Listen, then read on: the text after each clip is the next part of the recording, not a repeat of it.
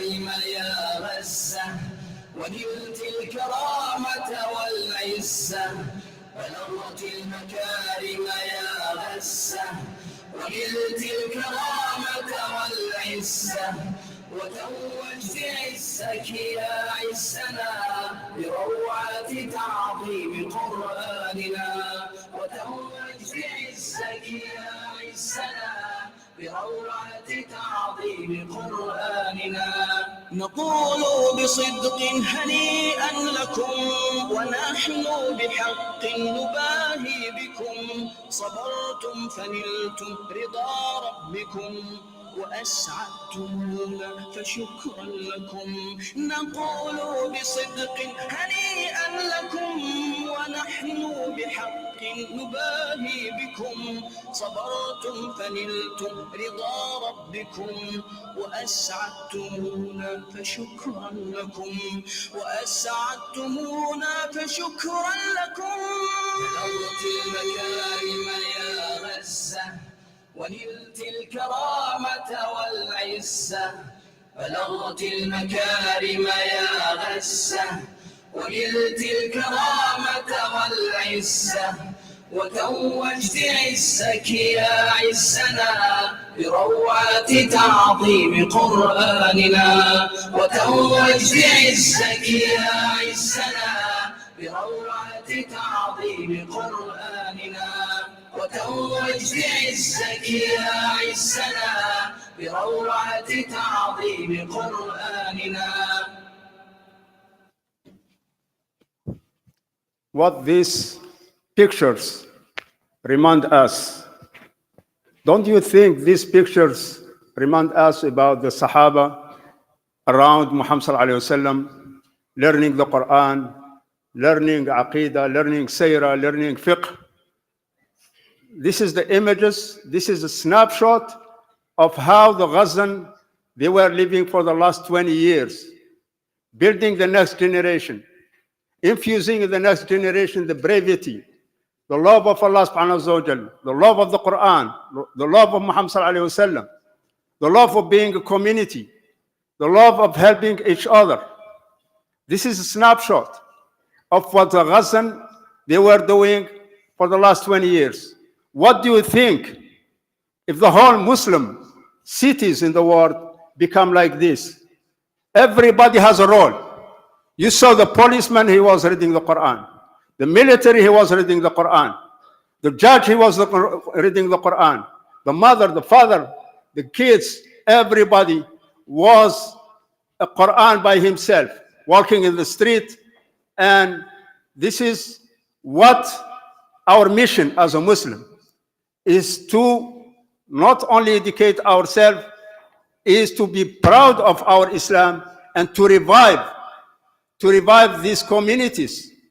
The Sahaba, they were people like you. They were people that they go to the Masjid. They were people that they listened to halaqat from Muhammad sallallahu alaihi wasallam, but they implemented in the society. And that's how you are going to make the society recognize you, make the society proud of you when you bring the change to the society. Bring the change with the values and the archetypes of the Islam and the Muslims. Now I'm going to move to the real. It's an interview with the ambassador of Palestine. So I wanted to have a snapshot of what's going on the political side of the issue.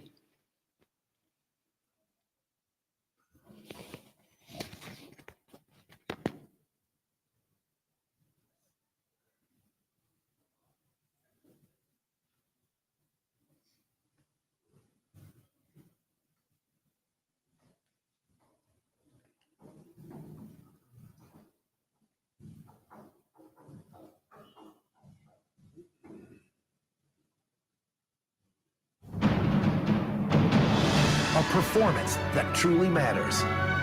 For each Israel has not only violated the principles and the provisions of international law, but has actually and literally bombed international law. Israel, over the last 2 months, have done something much more damaging to our humanity, not just to our sanity.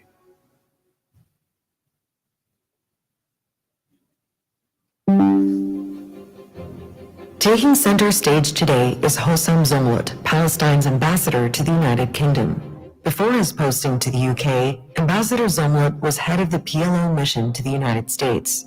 In this episode, he reflects on the war in Gaza, the double standards it exposed, the road to peace, and responds to questions about Palestinian leadership.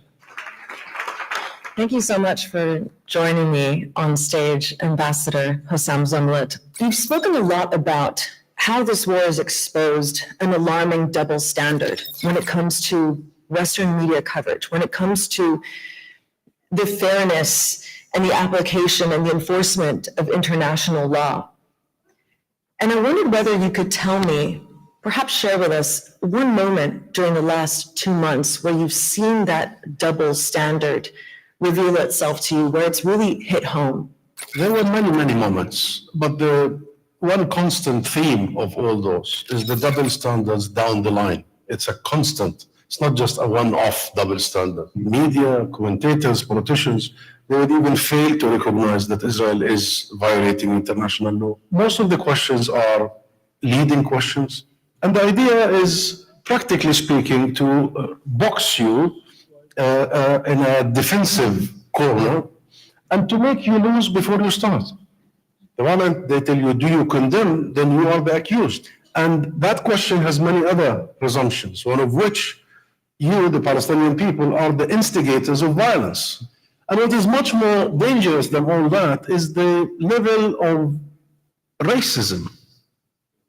Because most of these interviews that I have conducted, as an example, before me would be the Israeli ambassador.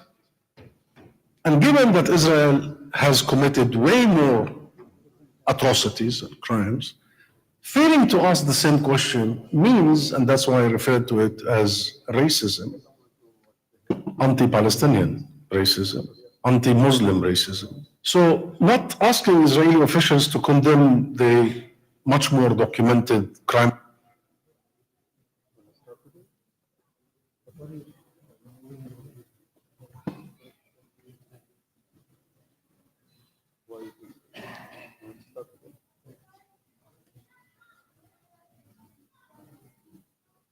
Israel has not only violated the principles and the provision, and Arab, Muslim, international, white, black, cross-community activism. I was reading some statistics on TikTok. The one hashtag got something like 37 billion, which is Free Palestine. 37 billion. So there was a revolution using the new alternative platforms, media, social media. Media has been responsible for defiling the Palestinian cause, desecrating the Palestinian struggle, and on the other hand, legitimizing, giving some sort of a cover, moral, legal, political cover for Israeli crimes. For the people of the world, it is no longer just about Palestine. And they have followed that Israel has not only violated the principles and the provisions of international law, but has actually and literally bombed international law. They have bombed the UN premises, the UN buildings. All these people see that Israel is also corrupting their own achievements and societies, like liberal democracies. That Israel is dragging the West into its immoral orbit of wars, that their own rights, the right of expression, the right to assemble, the right to protest, the right to speak, have been threatened. It's like in the UK, you have the Home Secretary calling our marches of hate, wanting to ban them. So people of the world, seeing the effect on them, they are also seeing that Israel over the last 2 months have done something much more damaging to our humanity, not just to our sanity, which is the normalization of the mass murder of children, of families, the mass destruction of homes. The question a lot of people are asking is, why isn't anything being done about this? And you mentioned the United Nations. There's a lot of criticism against the United Nations at the moment as a body. And I wonder, the PLO fought for so long to get a seat at the table. The PLO believed in this institution, that the Palestinians could have a voice there. You were ambassador to the UN for a long time. Do you still believe that having a seat at the UN pays off for Palestinians? Oh, yes, absolutely, 100%. The actual starting point of the Palestine cause issue question was in 1917, when Britain, where I am serving now as an ambassador, issued the Balfour Declaration. That Balfour Declaration represented the colonial arrogance at the time. They have promised our land, my land, without any consultation to another society that were not even in the land, to European Jews. We, the natives, who have lived there for thousands of years, the cradle of civilizations, the hub between East and West, the birthplace of Christianity. And at the time, 1917, we were 98% of the population and owned 96% of the land, and we were turned into non-Jewish.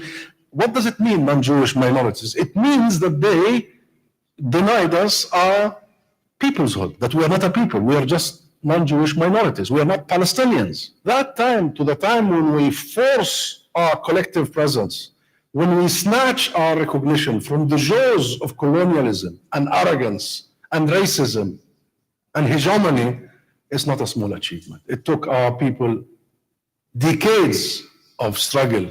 And that's why it's brutal to start history from the 7th of October. History began in 1917. And our people have been in a constant state of struggle and revolutions and intifadas. So we have a seat in the UN. The US blocked our ability to become a full member state, but we are a state in the UN. The US also last week voted against a resolution to implement a humanitarian ceasefire. What does that tell you about the ability of the UN to get anything done? Tells me bad news and good news. The bad news is that the US remains to be completely off balance, completely employing domestic politics on global issues. Israel in the US is not a foreign policy issue. Israel in the US is a domestic issue.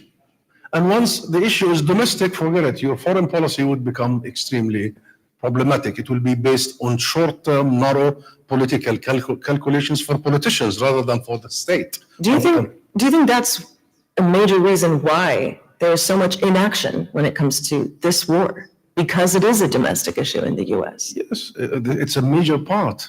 And in the US, there is a disproportionate power for interest groups, of course. But it goes beyond that. It is now proven beyond doubt that the US alone cannot play the role of mediator. It is an opportunity to bring an end to the US monopoly over the peace process that has led us to where we are. It is an opportunity to bring other major key international players on the table and turn peacemaking into a multilateral approach rather than the monopoly and the sole mediation that the US has been insisting on for 30 years and has failed to deliver. Let's talk about the world after the war. So many Palestinians want to know, Ambassador, what is the plan for Gaza after the bombs fall silent and the rockets stop flying? Hey, Ben Stiller here. Right now, millions of refugees and displaced families are facing dangerous. There is no plan for Gaza, there is a plan for Palestine. Gaza is an integral, beloved part of Palestine, and any plan has to include Jerusalem, the West Bank, and Gaza in one integral geographic and political and national arena. There's two-state solution? I don't like the term two-state solution because it assumes that there are no states and we have to create two states. There is already one state, and that state is occupying the other area. I'd like to say we must end the occupation, end Israel's occupation, establish a state of Palestine on the 1967 borders with Jerusalem as our capital, and implement the right of return for our refugees. This is a sacred right because it is our homes. I'm one of them. That as much as there is collective claim to our homes, there is a private claim. This is private property. So yeah, these are our demands primarily. The Palestinian people in Gaza, in Jerusalem, in the West Bank, in the diaspora, inside the Green Line, need to see their rights fulfilled. How do we get there, though? Because right now, as things stand, no one sees the hope, no one sees the feasibility of implementing a two-state solution. No one sees the feasibility of peace, actually. And when I speak to Palestinians, with all due respect, they don't see vision, they don't see leadership either from the Palestinian side. And we can put to one side the role that Israel and the US has played in this, because many people in this room can see that and can agree on that. But what do you say to young Palestinians who, for instance, say, why not be bolder? Why not call for new elections now? Why not bring in, as you would agree, all the bright young Palestinian minds that are fully capable of ushering us into peace? Recently, I said maybe we are not the greatest nation on earth, but I don't think there is any nation that is greater than us.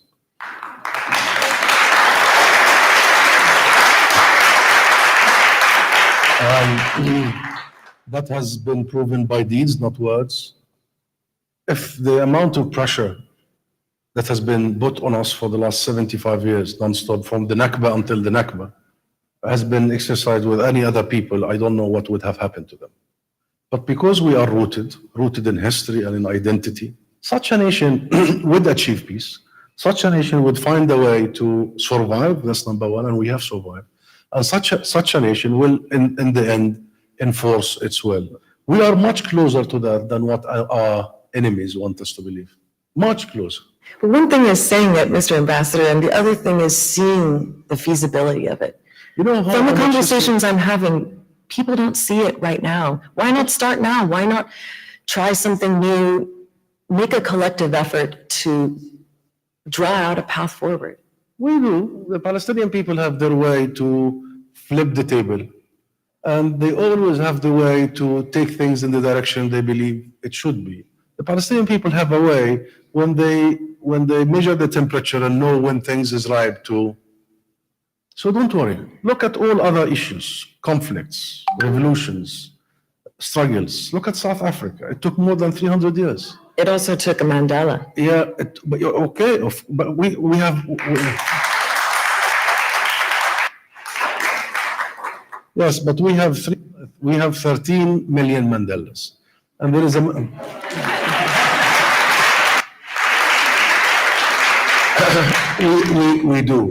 We do. Every Palestinian mother that has been able to deal with this horrific, unprecedented catastrophe in Gaza, still caring for her mother, is a Mandela. Every Palestinian teacher that's still able to bring in our kids the best is a Mandela. How on earth did we survive this? That's a good question. How did we survive this?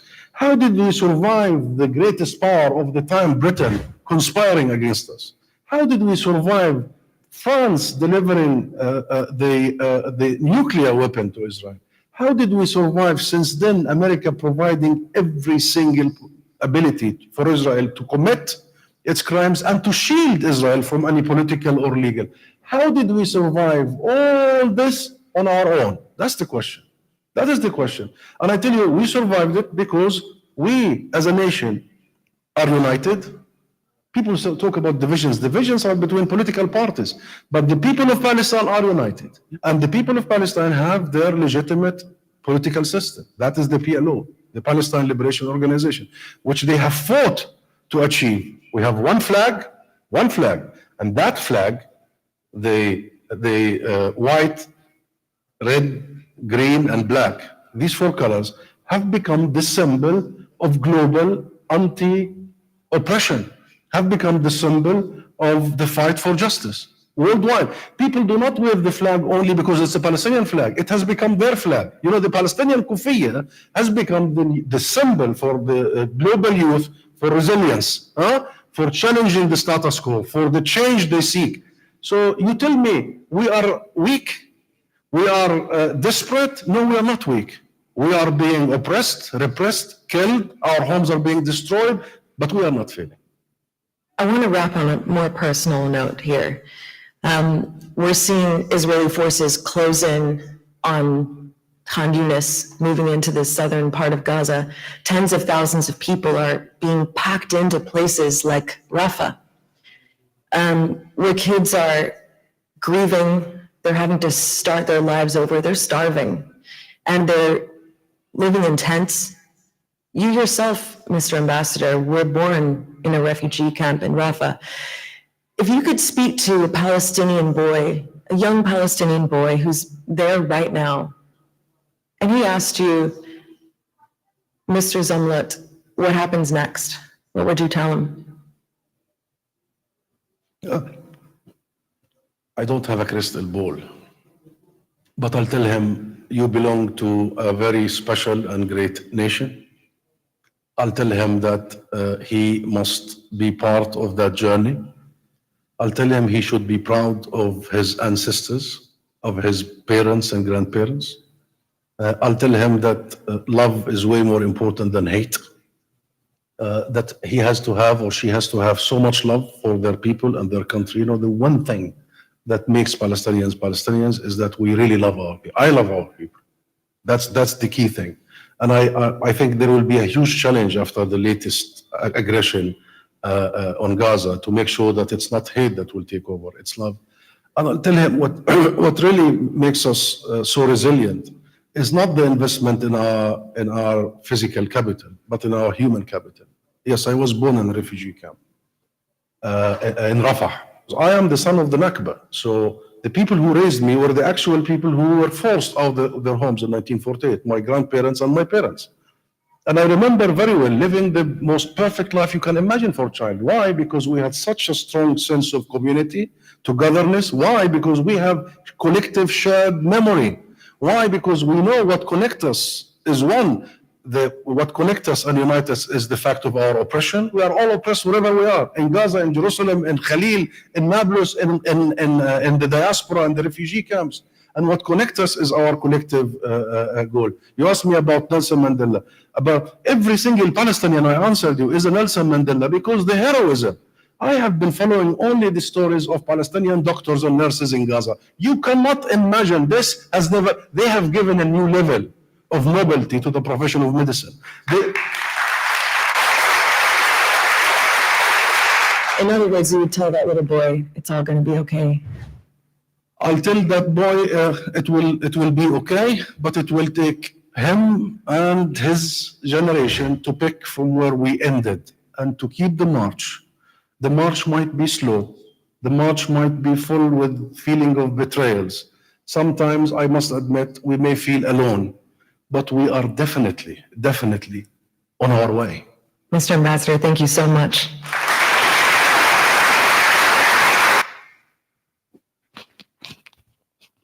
This is just a snapshot of the historian struggle of the Palestinian against their enemy, and the ambassador is the best to answer this question, took back how they were raised and how they were living the struggle day to day, and how they kept the community and their goal in mind that they have to free the land of their ancestors.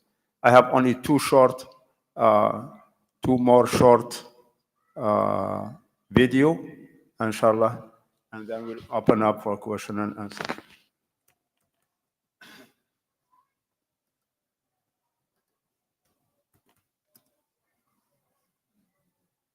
Join me in donating to Save the Children to help children get the resources they need.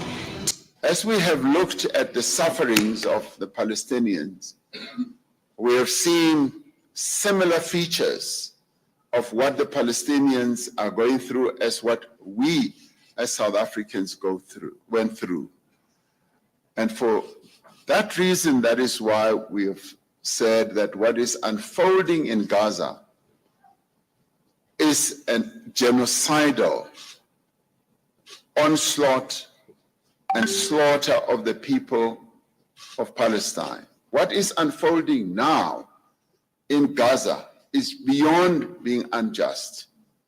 It is genocidal, and that is why we are dubbing it as a genocide against a people and a collective punishment against innocent people. And it is for this reason that we have called for a ceasefire.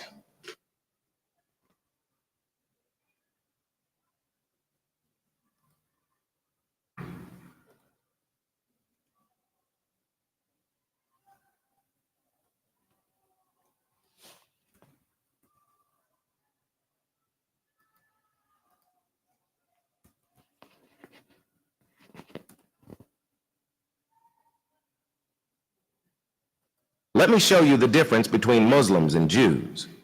During World War II, the Grand Mosque of Paris gave Muslim IDs to Jews to help hide them from the Nazis. Jewish refugees were given papers declaring that they were Muslim and members of the mosque in order to protect them from persecution.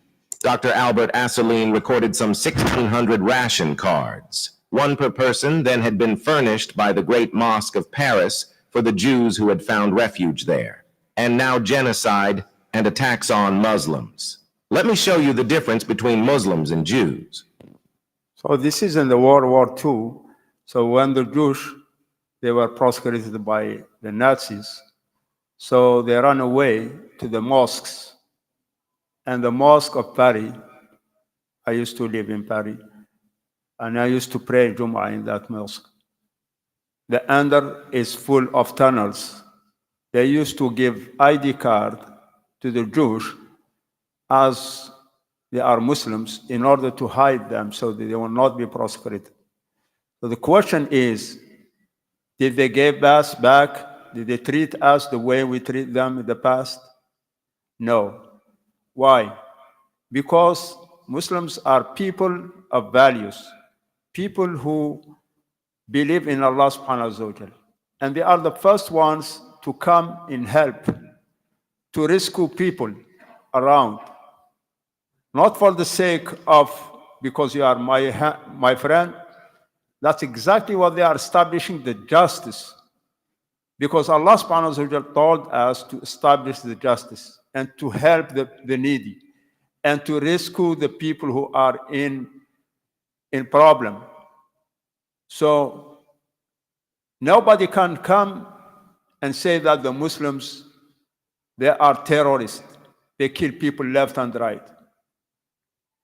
Historically wise, if you see the wars, so in Al-Madinah, Muhammad sallallahu alaihi wasallam, the kids and the mothers, they are kept in the Medina, and the army, they go outside. They meet each other outside for the fight.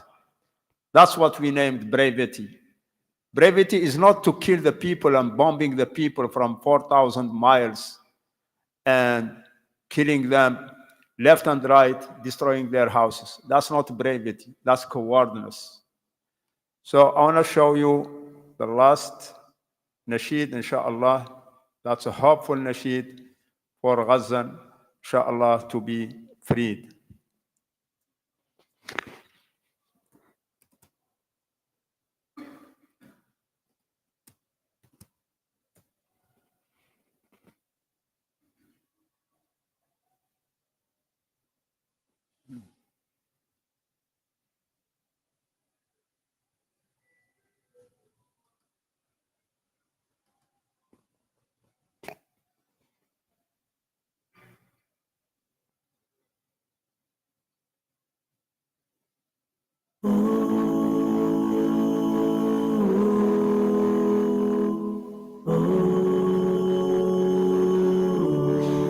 Innocent cries, innocent lives.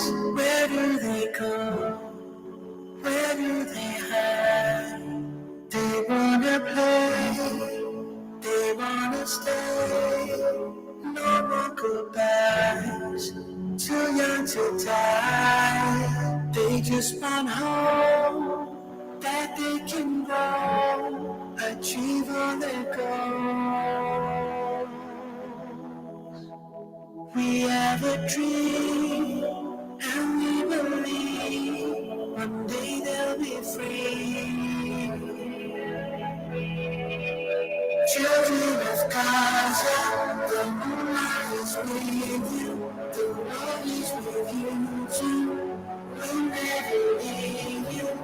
Children of Gaza, our love never come true. This promise is for you. With patience you'll get through. From the evil to the hate, to the lies they create.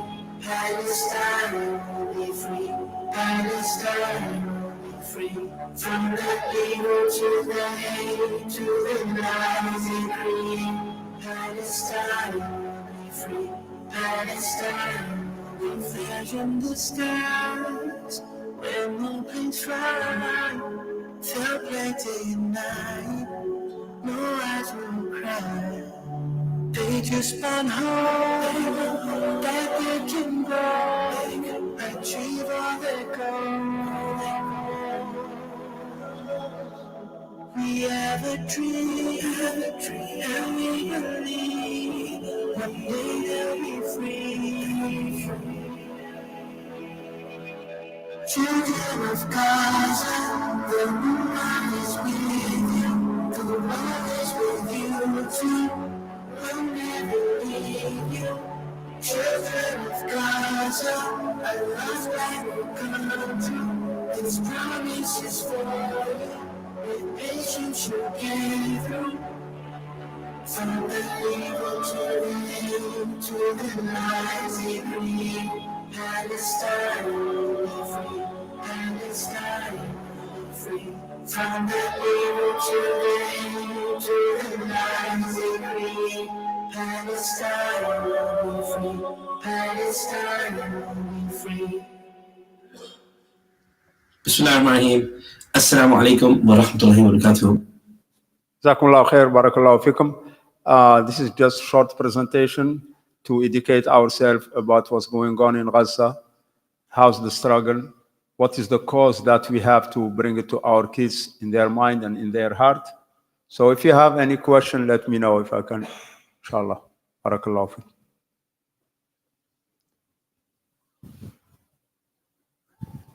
Jazakumullah khair, sister, barakallahu fikum. Thank you for attending.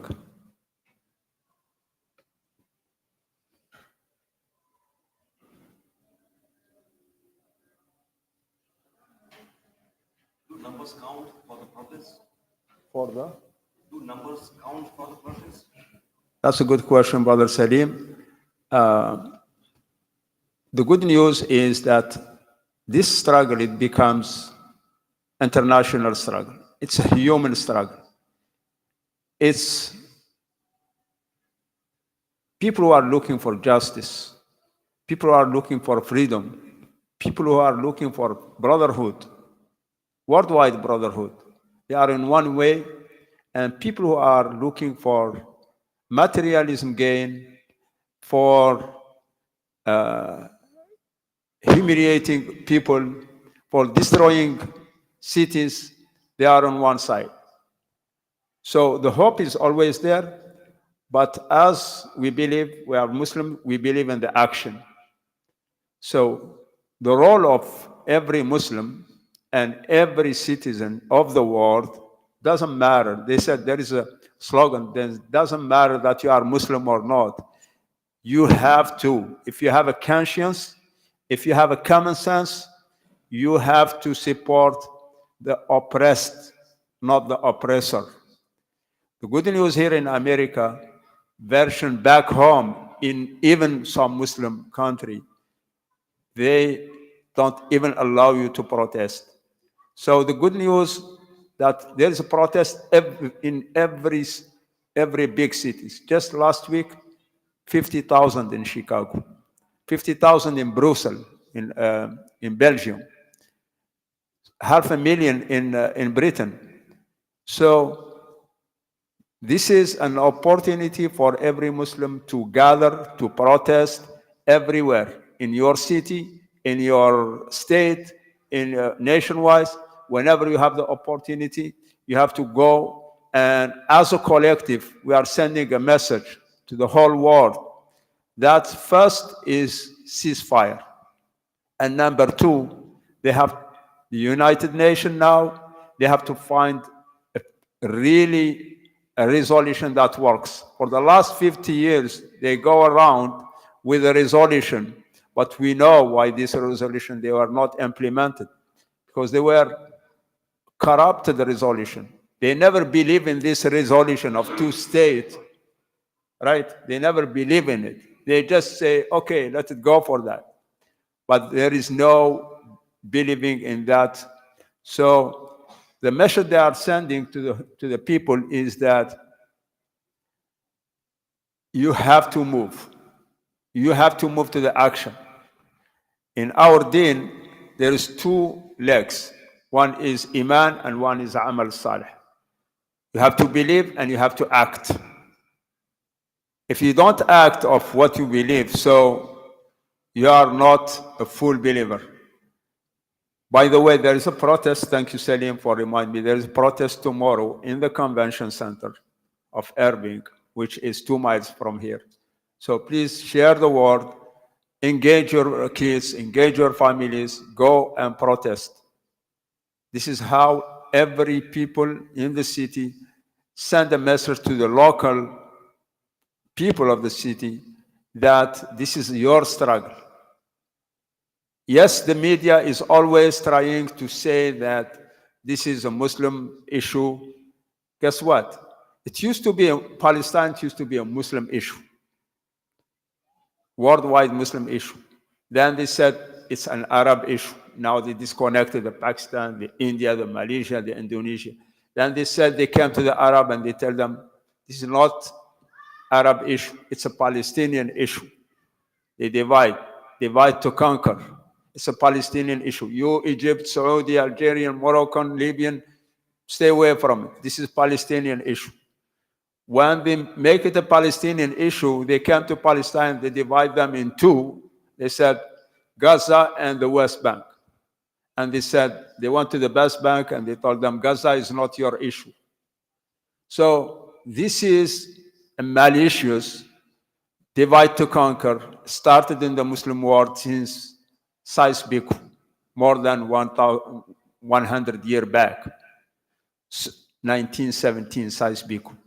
So when they divided the Muslim world and they put borders between the Muslim world never have a border.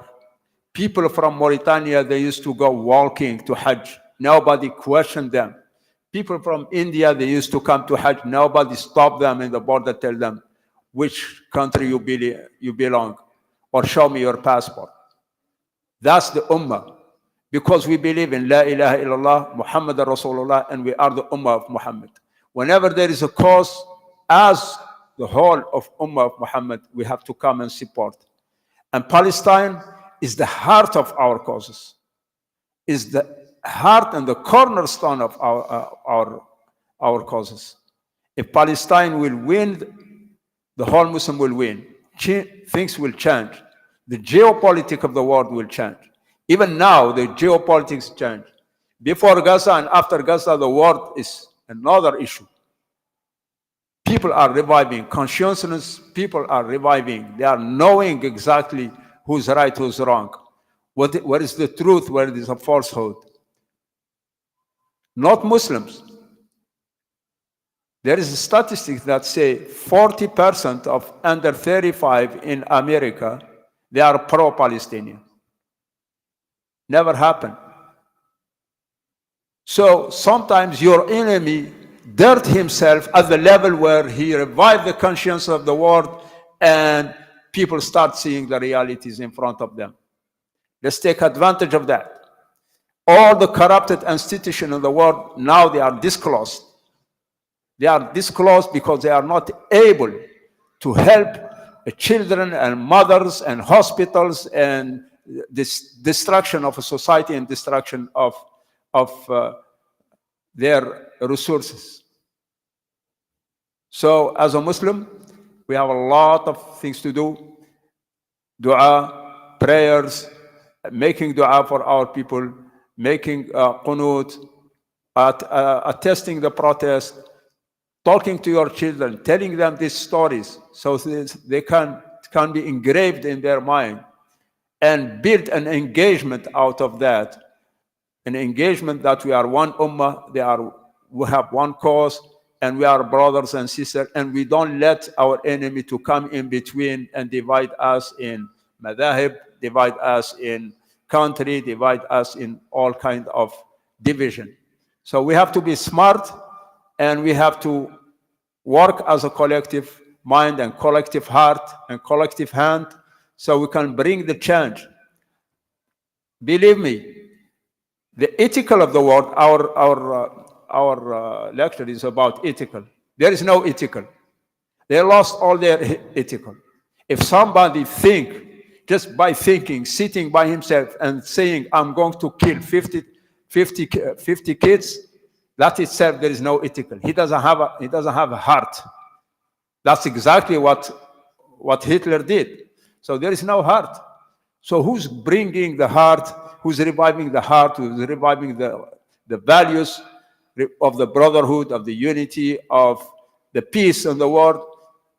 Only the people who believe in the peace. None of them believe in the peace except the Muslims. Unfortunately, the Muslim problem is we don't have leadership. We don't have leadership. Worldwide, Muslims are silent because they are coward too. They are not able to bring the water and the bread to the Gazan to feed them. Under what? What is? None. There is no excuse to be given to Allah subhanahu wa ta'ala in the day of judgment about our Muslim leadership, why they are not helping in a way or another. Why they are not putting pressure on the United Nations so they can stop, they can have ceasefire.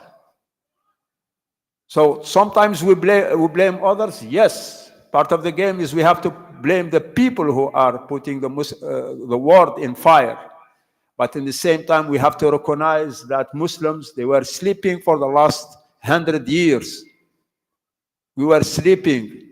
We were not doing, we were not acting what our belief and what our Islam and our Muhammad sallallahu alaihi wasallam did. So Muhammad sallallahu alaihi wasallam, he was not sitting in the masjid day and night and praying only. Muhammad sallallahu alaihi wasallam, he was going to the field and changing the people around and changing the world, changing the people. Because we believe in Iman and Amal Salih. Welcome, brothers. Allah yakhallik. Thank you. Jazakumullah khair. So we are at the end. If you have any question, we can answer your question. If not, we'll make dua, inshallah. And by the way, there is a protest tomorrow in the convention center at 1 o'clock, right, Salim? At 1 o'clock. Thank you, brother. Thank you, sister. Jazakumullah khair. Subhanakallahumma wa bihamdika. Nashhadu an la ilaha illa anta astaghfiruka wa natubu ilayk. Jazakumullah khair.